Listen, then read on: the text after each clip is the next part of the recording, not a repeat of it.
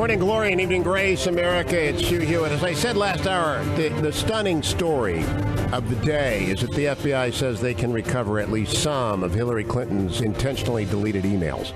And I know that a lot of people don't understand the significance of that, but I tried to explain it last hour. And now I'm joined by Guy P. Benson, chief political editor for townhall.com, Fox News contributor, to expand on this.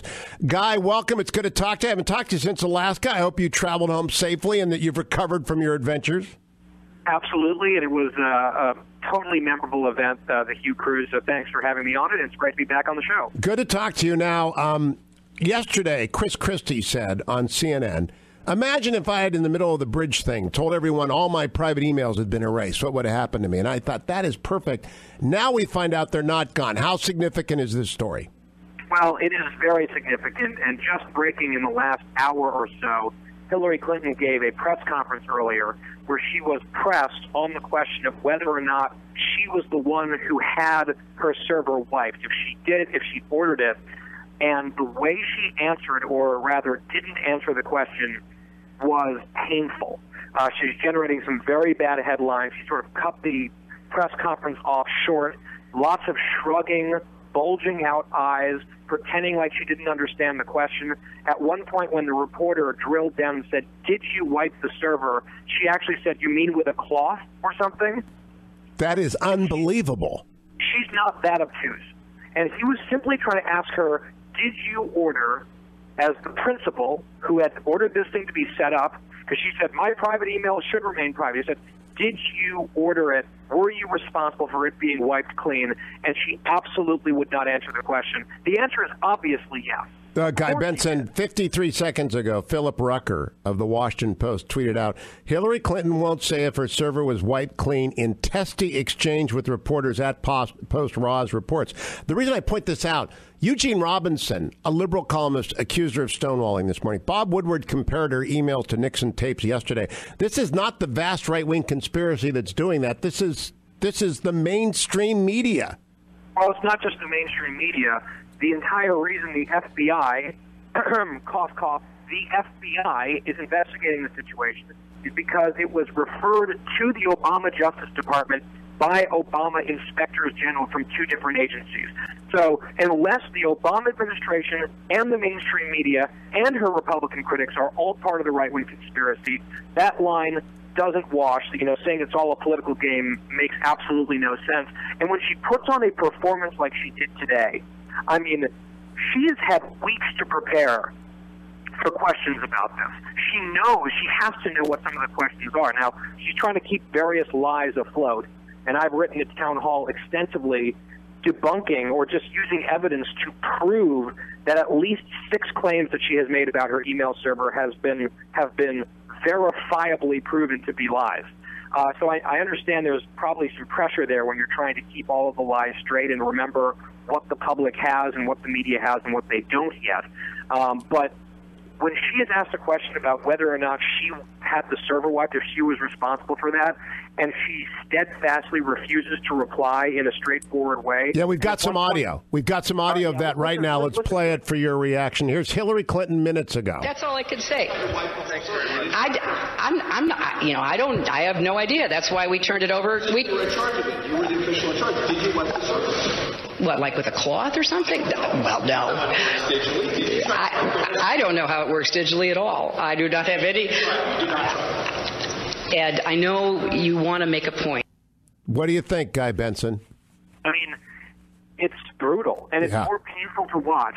And, the cloth line, keep in mind, a few months ago, when people were alleging that foreign governments and intelligence agencies probably or almost certainly, according to an NSA guy, penetrated her unsecure server, her response was that there were Secret Service agents posted at the house where the server was being kept. That was before we know that the server, at least for a while, was at some 2-bit IT company in a bathroom closet. That literally is true, came out today.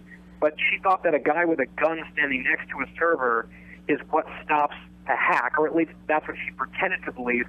I cannot believe that she is so obtuse as to pretend that the wiping of a server would involve the physical act of wiping a cloth across something. Guy, that's impossible. It's been discussed, as well you know, and as I know, she is being purposefully obtuse because she cannot answer the question. The question... That's right, and she wouldn't answer it. And here's, going back to your initial question, Hugh, at the beginning of the segment, about how the FBI apparently is going to be able to pull some of this deleted material.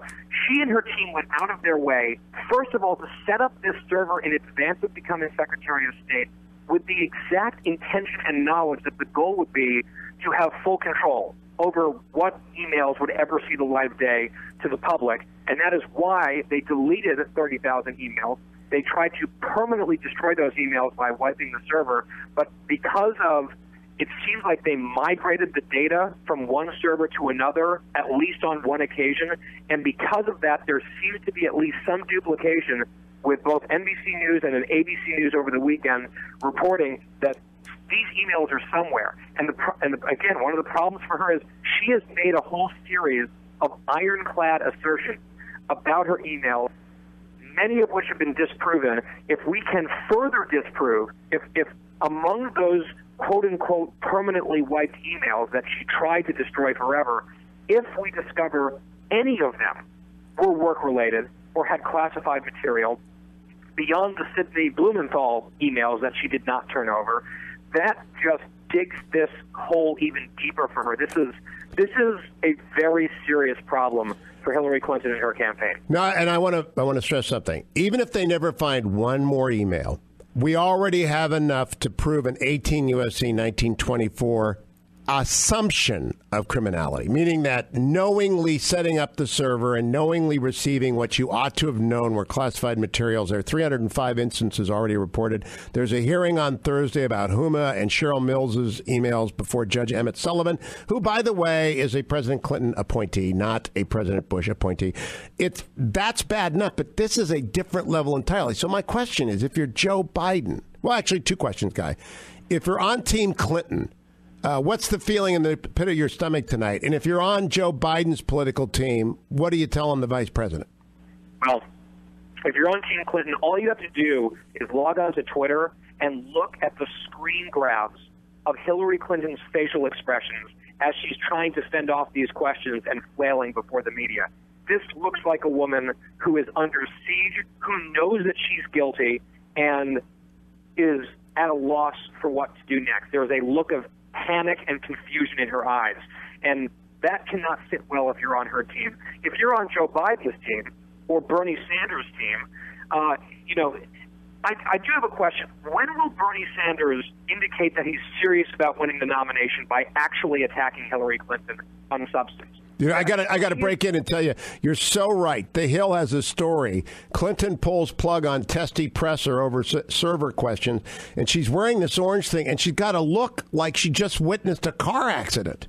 Yeah, no, it is the body language. You played the audio, which is bad. The video and the visuals are terrible. And no, just read that headline again from the Hill.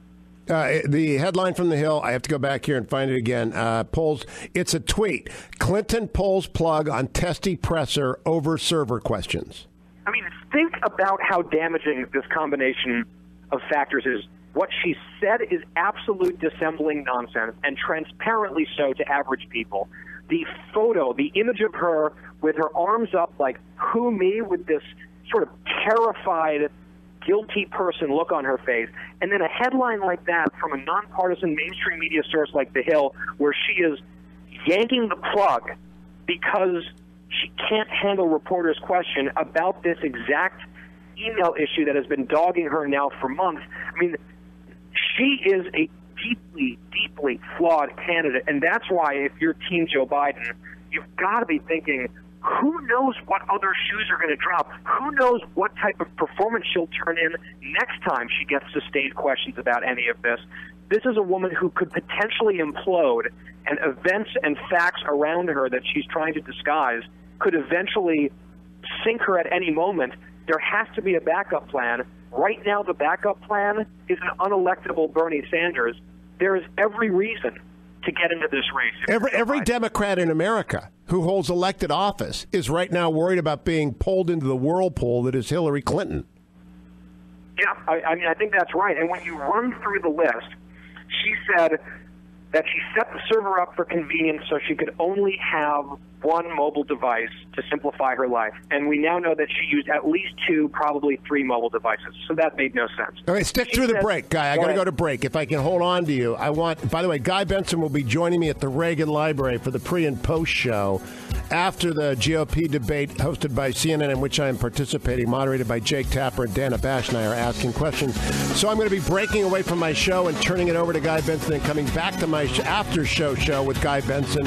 So it's important we learn how to make our breaks. We'll be right back with Guy P. Benson on the Hugh Hewitt Show.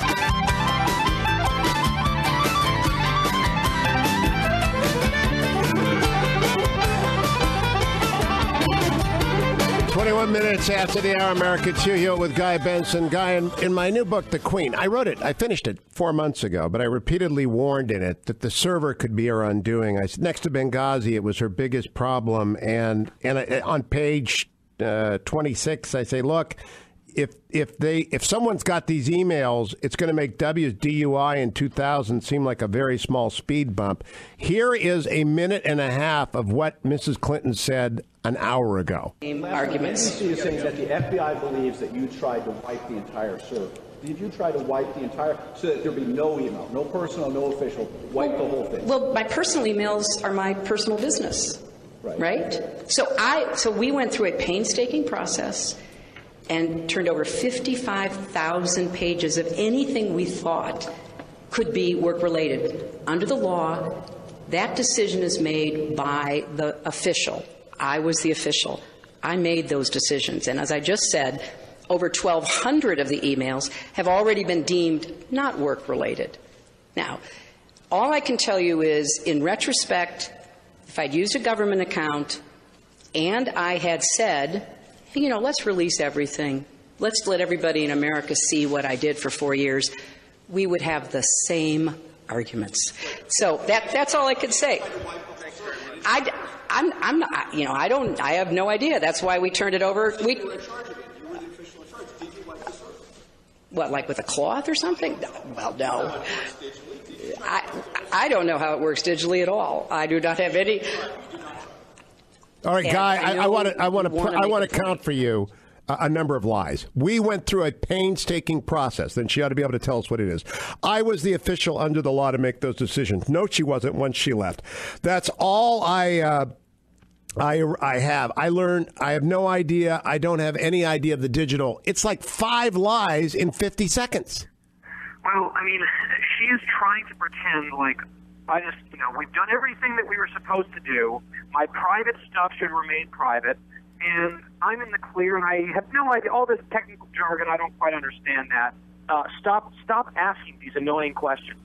And the problem is, when we come back to the actual record and things that she has said and what we now know, let's count the significant lies.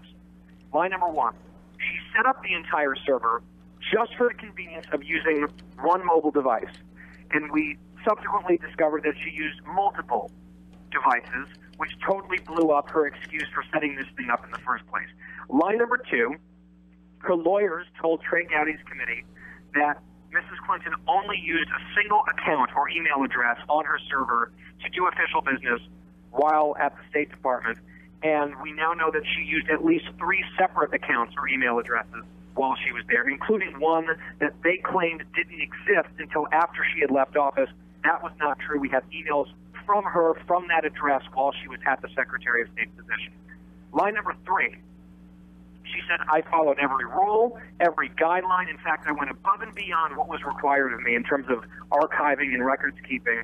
That is completely untrue, with the experts who are in charge of these processes saying that she broke, quote, clear-cut rules. There was a Politico story about it. Clear-cut rules were violated, so that wasn't true. And then here are 2 the most important lies that she's told. Lie number 4 is that she turned over all work-related emails to the State Department. Now, she did so belatedly, well after she was required to, after there were multiple investigations and a lot of media coverage, so she did it under duress, but she turned over about 30,000 of her emails. She said everything else, everything that she deleted was purely personal in nature. Now, we already know that isn't true because her confidant, Sidney Blumenthal, who works at the Clinton Foundation, who the Obama administration wouldn't allow to work at the State Department, he was doing sort of off-the-books intel for her, in terms of U.S. foreign policy. Because his private email was hacked, we know that they exchanged a number of emails about Libya that she never turned over to the State Department. So those emails, those work-related emails, were deleted along with her so-called personal emails, and the State Department confirmed that they never received them from her. So already we know that this is not true, and we might find out that it's egregiously untrue, depending on what the FBI might be able to discover if they can find these emails and recreate them through their forensics process. And then finally, line number 5, she stated unequivocally at that UN press conference in March, there, quote, is no classified material on the server. And now we're up to hundreds of emails containing classified information. Some of that information was classified at the time, not retroactively, according to inspectors general, Obama administration inspectors general, and we know at least 2 of them contain top secret information. So these are verifiable, provable, fact-based untruths that she has told already, and as that starts to unravel with the FBI, sniffing around and apparently able to find some of these emails and bring them back, the performance that she just turned in a little while ago cannot sit well with a lot of Democrats who are starting to maybe sweat a little bit about whether this woman is viable. Flop sweat. Now, the other mistake she made is that months ago, the Benghazi Select Committee offered her a chance to come in and, off the record, engage in an extended deposition that she could have done without any of this being known, right? She could have had deniability. Now, because she's put it off and put it off and put it off and refused to sit down with him, insists on a public hearing, she has to go before that committee with even more specificity about her obfuscation and lying out there. It shows a political deafness on a whole different level from the criminality. And General Petraeus has got to be out there saying, yeah, finally someone figured out that I'm not the guy who really ought to be taking the fall here. There's got to be a level of concern about her political team. It's just tone deaf. Keep in mind, since you mentioned the Benghazi Select Committee, we would not even know about the existence of this secret, private, unsecure, national security endangering server if not for that committee. Oh, good point. We were told over and over again that there was nothing that could come out of that. We knew all the answers. There's no point.